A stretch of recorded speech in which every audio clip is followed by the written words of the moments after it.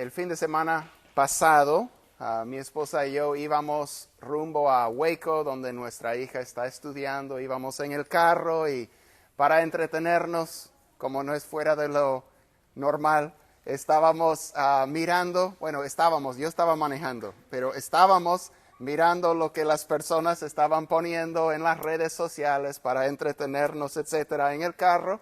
Y una conocida, una amiga que es de la República Dominicana, ahora casada con un amigo nuestro en Guatemala. Ella es una autora,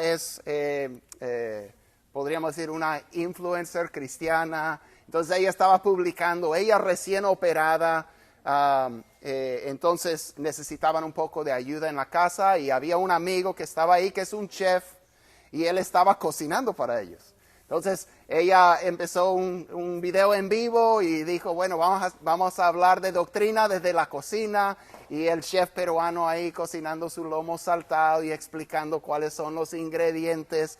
Muy, muy ameno, muy bonito, pero abrió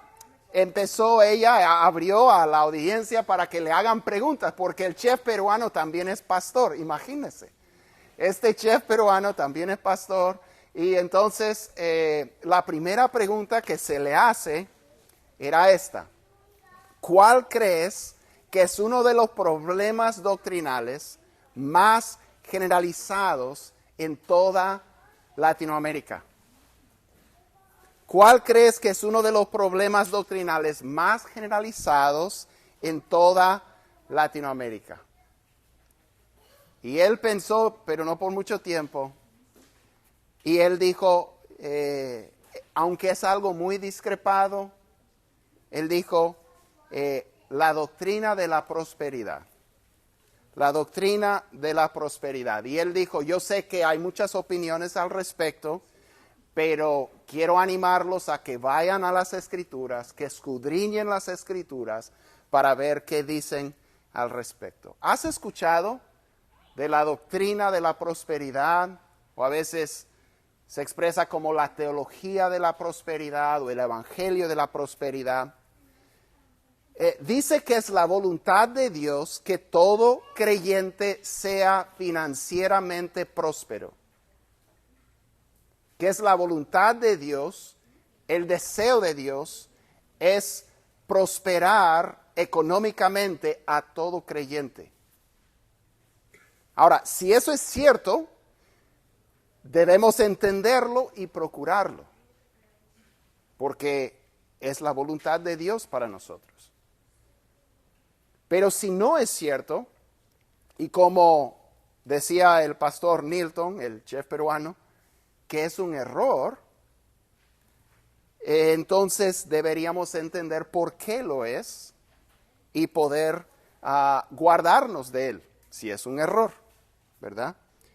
Y eso va a ser desafiante porque es algo muy generalizado en Latinoamérica y en Estados Unidos y en otros países también, no solamente en Latinoamérica, por si acaso. Pero vamos a ver hoy cómo fue la experiencia de Pablo, uno de los fundadores de la iglesia, uno de los apóstoles de Jesucristo, el autor de la mitad del Nuevo Testamento, para ver cuál fue su experiencia en cuanto a la prosperidad económica. Y luego vamos a mirar la experiencia de Jesús y de los apóstoles en esta área. Después de ver su experiencia, vamos a ver las exhortaciones de Jesús y de los apóstoles respecto a esto. Y por último, vamos a ver, no se preocupen, una palabra nueva. Vamos a ver la escatología. Vamos a explicar qué significa. De Jesús y los apóstoles, para poder ver cómo coincide la doctrina de la prosperidad con el Nuevo Testamento. Si está allí o si no está allí. Entonces, vamos a empezar en 1 Corintios 4. Este mensaje va a ser un poco más temático que los otros que estamos haciendo en 1 Corintios. O sea, vamos a ir a varios pasajes relacionados con este tema. Entonces, así lo vamos a hacer en esta tarde. Pero recordemos que en esta primera parte de la carta de Pablo a los creyentes en la ciudad de Corinto, él está tratando el problema de que están exaltando a algunos líderes por muy carismáticos, por muy elocuentes, por muy populares, sobre otros líderes. Y en base a esas preferencias están formando facciones en la iglesia, están dividiendo la iglesia. Entonces Pablo ha tomado tiempo, como vimos la semana pasada, para comparar su ministerio con el de Apolos, para mostrar que en el ministerio cristiano el obrero nada es, no se trata del obrero. Todo en el ministerio cristiano se trata de Dios de principio a fin, ¿verdad? Parece que había algunos maestros, algunos oradores. En su siguiente carta él va a hacer referencia a superapóstoles. Había algunos superapóstoles en la iglesia de Corinto y parece que tenían tanto carisma humano, eran tan elocuentes que se habían vuelto populares y prósperos. Y Pablo hace un contraste entre ellos y los corintios que los están siguiendo, y él y los apóstoles. Entonces, vamos a escuchar lo que Pablo dice para empezar aquí en 1 Corintios 4, versículos 6 a 13.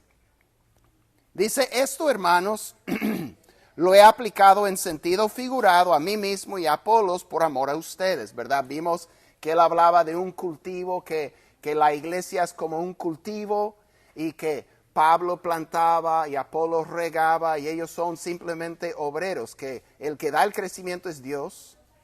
El cultivo, el campo de cultivo le pertenece a Dios. Después habla de la construcción y que diferentes personas van a construir con diferentes materiales y ellos van a ser evaluados según su trabajo, pero el edificio es del Señor. De hecho, él dice, es un templo el que se está construyendo, morada de Dios por el Espíritu. Entonces, él dice, lo hemos aplicado en sentido figurado a mí mismo y a Apolos por amor a ustedes. O sea, él no está hablando específicamente de él y de Apolos, pero los ha puesto como ejemplo. Y dice, para que nosotros aprendan a no sobrepasar lo que está escrito, para que ninguno de ustedes se vuelva arrogante a favor del uno contra el otro. Porque ¿quién te distingue? ¿Qué tienes que no recibiste? Y si lo recibiste, ¿verdad? Los dones o la elocuencia o lo que tengas, si tú lo recibiste de Dios, ¿por qué te jactas como si no lo hubieras recibido? Lo que tienes no es tuyo, al fin de cuentas. Entonces dice, empieza esta comparación. Ya están saciados, ya se han hecho ricos, ya han llegado a reinar sin necesidad de nosotros. Ojalá hubieran llegado a reinar para que nosotros reináramos también con ustedes, porque pienso que Dios nos ha exhibido a nosotros los apóstoles en último lugar, como a sentenciados a muerte, porque hemos llegado a ser un espectáculo para el mundo, tanto para los ángeles como para los hombres. Nosotros somos necios por amor de Cristo, pero ustedes prudentes en Cristo. Nosotros somos débiles, pero ustedes fuertes. Ustedes son distinguidos, pero nosotros sin honra. Hasta el momento presente pasamos hambre y sed. Andamos mal vestidos. Somos maltratados y no tenemos dónde vivir. Nos agotamos trabajando con nuestras propias manos. Cuando nos ultrajan, bendecimos. Cuando somos perseguidos, los soportamos. Cuando hablan mal de nosotros, tratamos de reconciliar. Hemos llegado a ser hasta ahora la basura del mundo, el desecho de todo. Entonces, Pablo empieza aquí a hacer un contraste entre los que aparentemente se habían vuelto populares y prósperos y él y los apóstoles.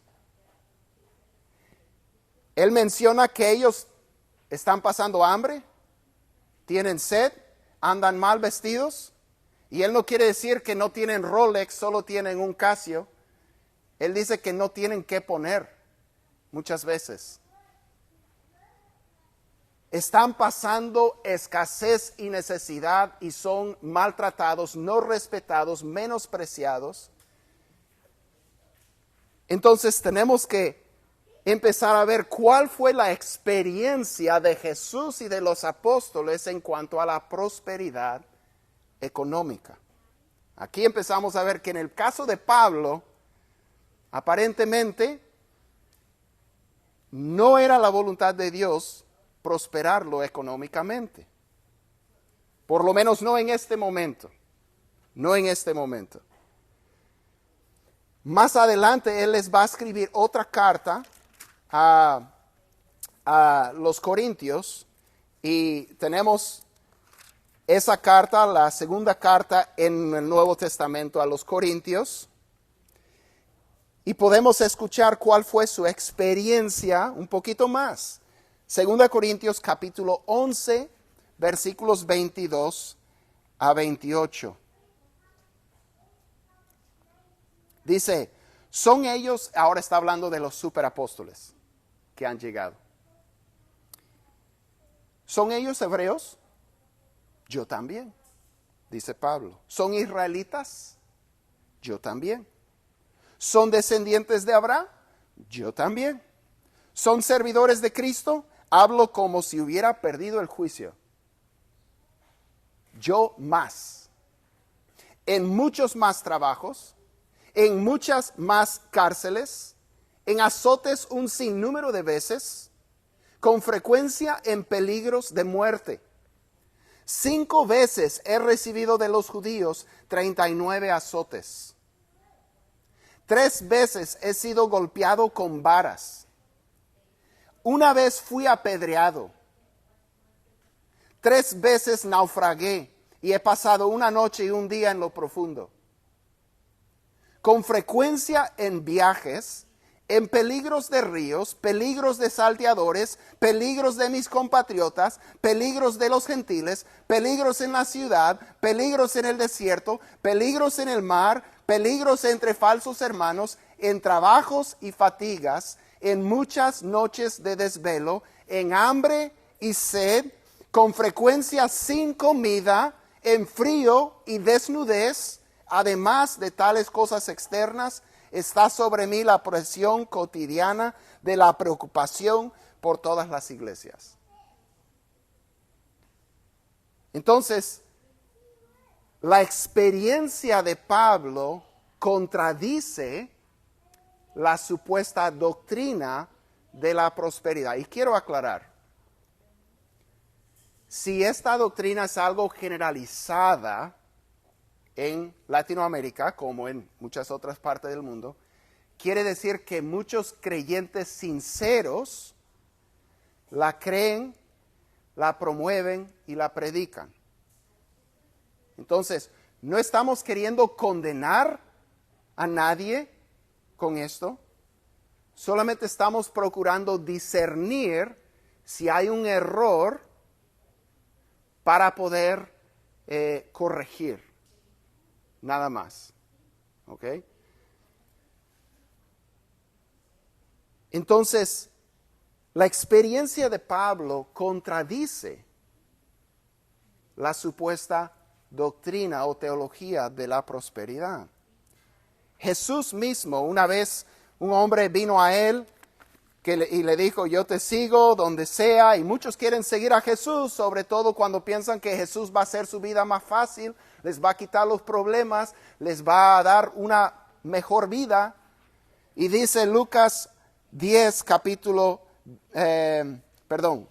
Lucas capítulo 9, versículos 57 y 58. Mientras ellos iban por el camino, uno le dijo, te seguiré a donde quiera que vayas. Escuchen lo que le dice.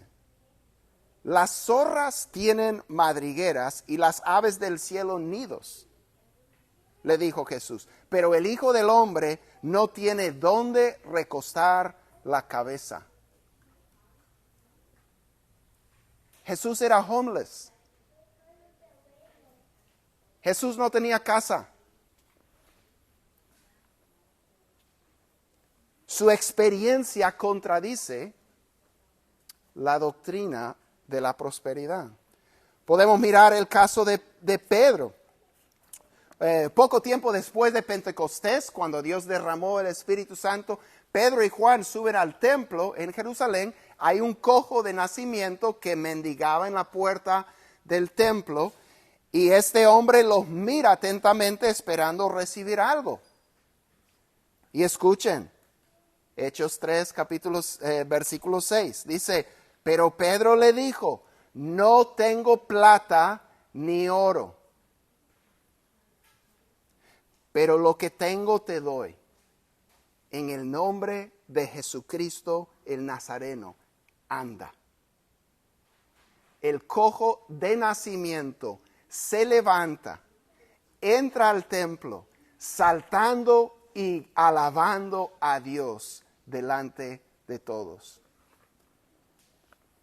Pero fíjate, Pedro le dijo, no tengo ni una limosna, no tengo nada, pero esto sí tengo.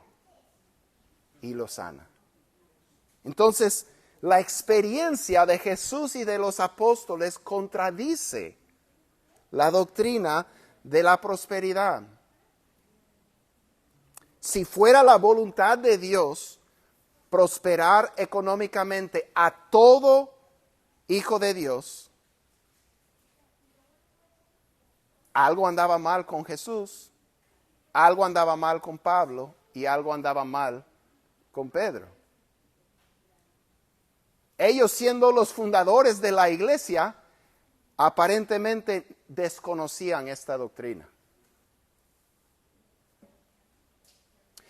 Ahora, miremos las exhortaciones de Jesús y de los apóstoles. Las exhortaciones de Jesús y de los apóstoles. En 1 Timoteo, capítulo 6, Pablo escribe acerca de la prosperidad económica. 1 Timoteo 6, empezando en el versículo 5.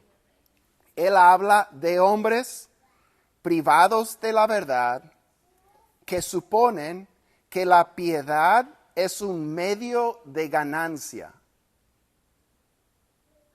Continúa, pero la piedad en efecto es un medio de gran ganancia cuando va acompañada de contentamiento, de estar contento con lo que uno ya tiene.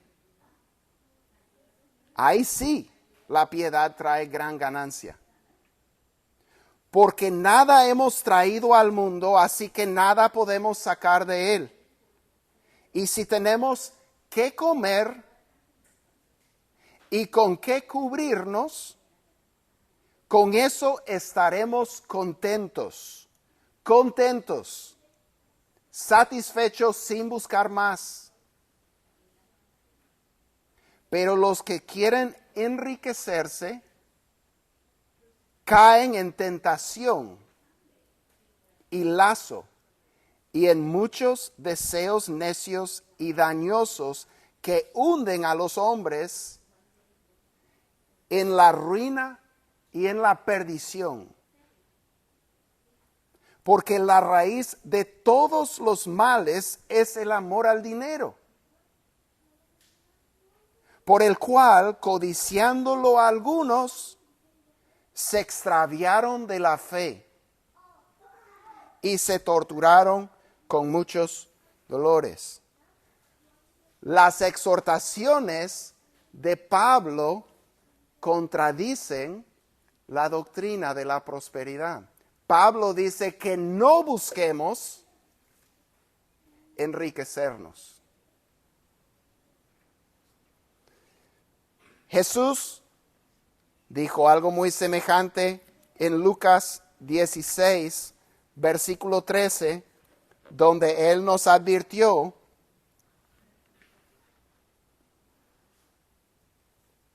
ningún siervo puede servir a dos señores, porque o aborrecerá a uno y amará al otro, o se apegará a uno y despreciará al otro. No pueden servir a Dios y a las riquezas. Entonces, Él pone estas cosas en extremos opuestos. No puedes servir a Dios y a las riquezas. Entonces, ¿cómo es que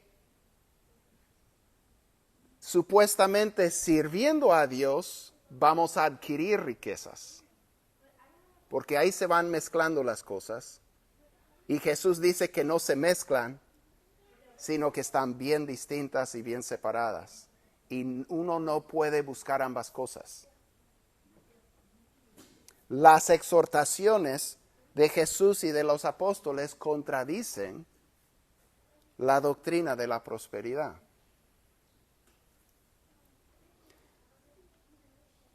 Por último, esta es la palabra, la escatología. Es una palabra técnica, teológica. Significa la doctrina de las últimas cosas. O sea, las cosas por venir en los últimos días. ¿Qué es lo que Jesús y los apóstoles enseñaban acerca de la llegada del reino de Dios y cómo las cosas iban a ocurrir? Porque la doctrina de la prosperidad, la teología de la prosperidad, representa una escatología sobrerealizada. Para algunos esa frase de repente le puede servir, para otros no les interesa. Una escatología sobrerealizada. Quiere decir que la doctrina de la prosperidad supone que las bendiciones del reino en su plenitud están presentes hoy. Pero eso va en contra de la escatología, o sea, la doctrina de las últimas cosas de Jesús y de los apóstoles. Es una escatología sobrerealizada.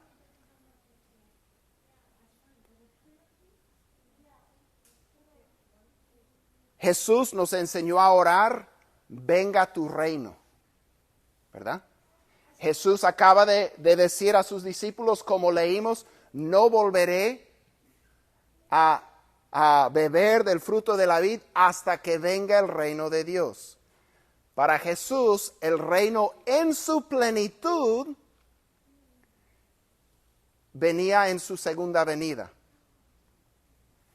Aunque sí ya había llegado su reino.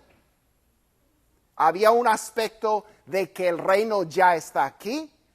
Jesús dijo, si yo por el poder de Dios echo fuera a los demonios, quiere decir que el reino de Dios ha llegado a ustedes. O sea, el reino para Jesús ya ha llegado. Y en otro sentido, todavía no ha llegado en su plenitud. Sí ha llegado, hay bendiciones del reino futuro disponibles hoy. Dios hace sanidades, milagros, Dios hace obras sobrenaturales que son muestras, son pruebas, vislumbres del reino por venir. Pero no siempre las hace, porque todavía no ha llegado el reino en su plenitud. Si no, no nos enfermaríamos nunca. Jesús enseñaba que el reino todavía estaba por venir. Ya estaba aquí y todavía no estaba aquí. Ambas cosas son una realidad. Pero con una escatología sobrerealizada decimos, no, todo está aquí ya. Solo lo tienes que creer. ya está aquí. Pero eso es una manera sobrerealizada de ver las cosas. Podemos ir para entender algunas de las promesas que se usan a Deuteronomio 28. Deuteronomio 28. Los hijos de Israel con Moisés, Moisés estaba sobre el monte Sinaí, reunido con Dios, y el pueblo de Dios estaba a las faldas del monte. El monte empezó a temblar. Hubo relámpagos, humo, voces del cielo. Los israelitas, hasta Moisés mismo temblaba de miedo, dicen las escrituras. El pueblo pidió que Dios ya no hablara con ellos, sino que solo hablara con Moisés. Tanto miedo que tenían. No podían soportar el poder de Dios siendo manifestado sobre el monte. Tiempo después, cuando el pueblo está listo para entrar a tomar posesión de la tierra, Moisés está repasando la ley que Dios les dio en el monte Sinaí y a través de él. Y les dice que cuando entren en la tierra prometida, si obedecen la ley de Dios, Dios les va a prosperar financieramente, económicamente, materialmente, físicamente. Dios los va a prosperar en la tierra prometida. Y si desobedecen, Dios les va a maldecir físicamente, económicamente, materialmente, en la tierra prometida, y hasta los va a arrojar, sacar de la tierra prometida, lo cual hizo por su desobediencia. Pero escuchen las promesas que Dios les da al pueblo a través de Moisés cuando van a entrar a tomar posesión de la tierra. Deuteronomio 28, empezando en el primer versículo, dice: y sucederá que si obedeces diligentemente al Señor tu Dios, cuidando de cumplir todos sus mandamientos que yo te mando hoy, el Señor tu Dios te pondrá en alto sobre todas las naciones de la tierra, y todas estas bendiciones vendrán sobre ti y te alcanzarán. Si obedeces al Señor tu Dios, bendito serás en la ciudad, y bendito serás en el campo. Bendito el fruto de tu vientre, el producto de tu suelo, el fruto de tu ganado, el aumento de tus vacas y las crías de tus ovejas. Benditas serán tu canasta y tu arteza. Bendito serás cuando entres y bendito serás cuando salgas. El Señor hará que los enemigos que se levanten contra ti sean derrotados delante de ti. Saldrán contra ti por un camino y huirán delante de ti por 7 caminos. El Señor mandará que la bendición sea contigo en tus graneros y en todo aquello en que pongas tu mano. Y te bendecirá en la tierra que el Señor tu Dios te da. Te establecerá el Señor como pueblo santo para sí, como te juró. Si guardas los mandamientos del Señor tu Dios y andas en sus caminos, entonces verán todos los pueblos de la tierra que sobre ti es invocado el nombre del Señor y te temerán. El Señor te hará abundar en bienes, en el fruto de tu vientre, en el fruto de tu ganado y en el producto de tu suelo, en la tierra que el Señor juró a tus padres que te daría. El Señor abrirá para ti su buen tesoro, los cielos, para dar lluvia a tu tierra a su tiempo y para bendecir toda la obra de tu mano. Y tú prestarás a muchas naciones, pero no tomarás prestado. El Señor te pondrá a la cabeza y no a la cola. Solo estarás encima y nunca estarás debajo, si escuchas los mandamientos del Señor tu Dios que te ordeno hoy, para que los guardes cuidadosamente. No te desvíes de ninguna de las palabras que te ordeno hoy, ni a la derecha ni a la izquierda, para ir tras otros dioses y servirles.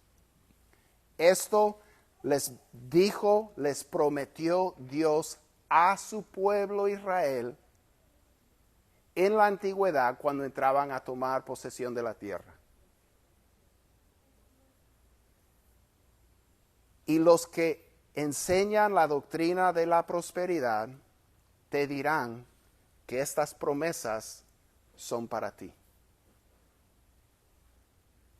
Que si tú obedeces al Señor,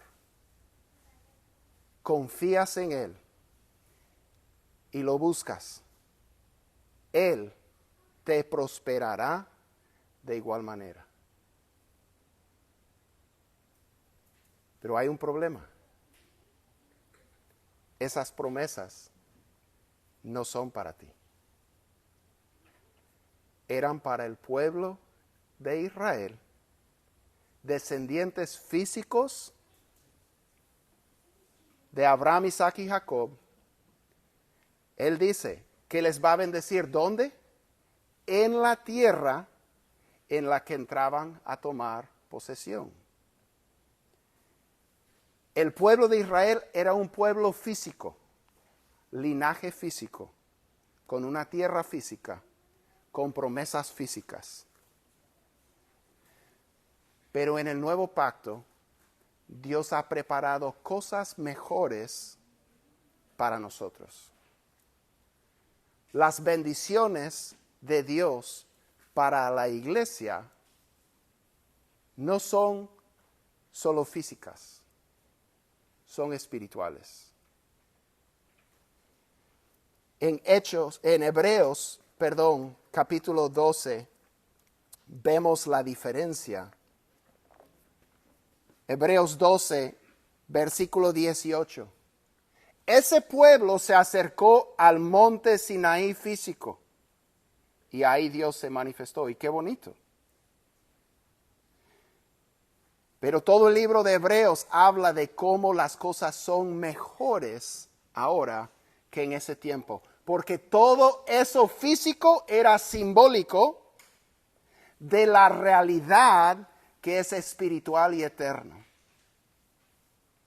Dice, porque ustedes no se han acercado a un monte que se puede tocar, ni a fuego ardiente, ni a tinieblas, ni a oscuridad, ni a torbellino, ni a sonido de trompeta, ni a ruido de palabras, tal que los que oyeron rogaron que no se les hablara más, porque ellos, continuamos dice, porque ellos no podían soportar, y continúa explicando. En el versículo 22 dice esto: ustedes, en cambio, se han acercado al monte Sión, a la ciudad del Dios vivo, la Jerusalén celestial. Lo que esa Jerusalén prefiguraba es a la que nosotros nos acercamos. Y a miríadas de ángeles, a la asamblea general e iglesia de los primogénitos que están inscritos, ¿dónde? En los cielos, y a Dios, el juez de todos, y a los espíritus de los justos hechos ya perfectos, y a Jesús, el mediador del nuevo pacto, y a la sangre rociada que habla mejor que la sangre de Abel. Nuestra adoración es espiritual, no física. Jesús dijo a la mujer samaritana en el pozo, viene la hora y ya es cuando ni se va a orar en aquel monte ni en este monte, porque los verdaderos adoradores adorarán a Dios en espíritu y en verdad. Nosotros no vamos a un templo físico con un sacerdote físico que ofrece un sacrificio físico de sangre para presentarlo en un lugar santísimo físico en el cual nadie puede entrar, y los cuales sacrificios se tienen que repetir y repetir y repetir porque solo son simbólicos y no pueden quitar el pecado. nuestro sacerdote, ha entrado en el verdadero lugar santísimo, en la presencia misma de Dios en el cielo, para presentar la sangre no de un animal, sino del Hijo eterno de Dios, un sacrificio que no solo cubre el pecado, no es solo simbólico, sino que es el verdadero sacrificio que quita para siempre el pecado de todos los que confían en Él. Nuestra adoración es espiritual, nuestro templo es celestial, nuestro sacerdote es Dios el Hijo, en la presencia de Dios en el cielo. Todo es mejor para nosotros. Pero quiere decir que nuestras promesas no son físicas, sino que son espirituales. Por eso, Pablo pasaba muchas veces escasez, pero él fue el apóstol más próspero en la historia del mundo. Él estableció iglesias, él llevó el nombre de Cristo por todo el imperio romano. Dios con él, usándolo y prosperándolo en lo espiritual, que es lo más importante. Él dice en Filipenses 4:19, mi Dios proveerá a todas sus ¿qué? Necesidades. No todos sus deseos, no todo lo que ustedes quieren lograr, no todo lo que ustedes quieren reclamar como suyo por fe.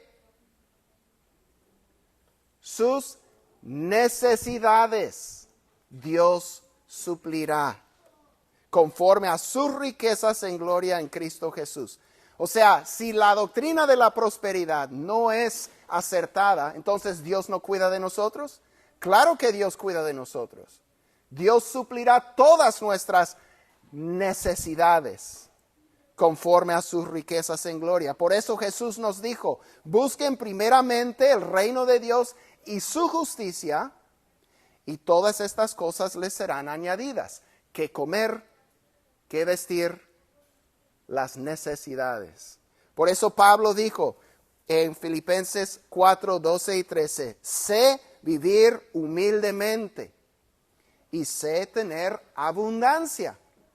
Porque a veces Dios le bendecía a Pablo con abundancia. No siempre, pero a veces, cuando era su plan. Dice, en todo y por todo estoy enseñado, así para estar saciado como para tener hambre. Así para tener abundancia como para padecer necesidad. Y este es el contexto del versículo que todos amamos. Todo lo puedo en Cristo que me fortalece. Pablo está diciendo con esa frase, cuando estoy con hambre y sed, desnudo y con escasez, yo lo puedo hacer y amar a Dios en medio de esto y servir a Dios en medio de esto, porque todo lo puedo en Cristo que me fortalece. Y Pablo está diciendo, cuando me abunda y tengo más de lo que necesito y estoy disfrutando de los deleites que Dios me da, deleites sanos, yo lo puedo hacer sin que mi corazón se distraiga, se desvíe, se vuelva mundano, porque eso también puedo hacer en Cristo que me fortalece. Le puedo dar gracias y saber, aunque me lo quitas o cuando me lo quites, te voy a seguir alabando. Dice, puedo hacer ambas cosas. Entonces, en conclusión, ten cuidado. Ten cuidado con la teología de la prosperidad. Reconócela cuando la oyes. Recuerda la experiencia de Jesús y los apóstoles, las exhortaciones de Jesús y los apóstoles, y la escatología de Jesús y los apóstoles. Es muy atractiva. Es muy atractiva. Pero también es muy peligrosa, según lo que Pablo le dice a Timoteo. cuando empiezas a mezclar el enriquecerte con tu fe en Dios, hay problemas y es peligroso. Jesús dice, no puedes mezclar esas dos cosas. Cuidado. Dice Pablo que muchos han llegado a la ruina y a la perdición. A la perdición por estar yendo tras las riquezas. Cuidado. Y aprendamos con Pablo que Dios suplirá siempre nuestra necesidad. A veces abundantemente, a veces no tanto. Pero estará llevando a cabo su plan perfecto en nosotros y todo lo podemos en Cristo que nos fortalece. Y Dios nos recompensará con bendición espiritual y con una herencia eterna en el cielo. Vamos a orar y pedir que Dios nos ayude en esto. Señor, gracias por tu bondad. Pedimos que nos ayudes. Sabemos que esto es algo, como observó el chef, muy generalizado. Quiere decir que ha infiltrado de alguna manera casi todas las iglesias, podríamos decir, en alguna medida. Señor, pedimos que nos des discernimiento, que nos ayudes a cuidar nuestro corazón del amor al dinero y que solo haya amor a Dios en nosotros, contentamiento, confianza en ti. Señor, pedimos que nos ayudes a amar a todos nuestros hermanos, entendiendo que todos pues estamos lidiando con errores y verdades y tratando de discernir el camino. Señor, que nosotros aprendamos de otros y que otros también puedan aprender de nosotros y todos podamos, Señor, proceder hacia tu verdad en más plenitud. Gracias, Señor, por tu bondad. Despídenos, Señor, con tu bendición y úsanos en esta semana para compartir tu amor con otros. En el nombre de Jesús, nuestro Salvador. Amén y amén. Bueno, muchísimas gracias por su paciencia. Si surgen preguntas relacionadas con este tema, aquí estamos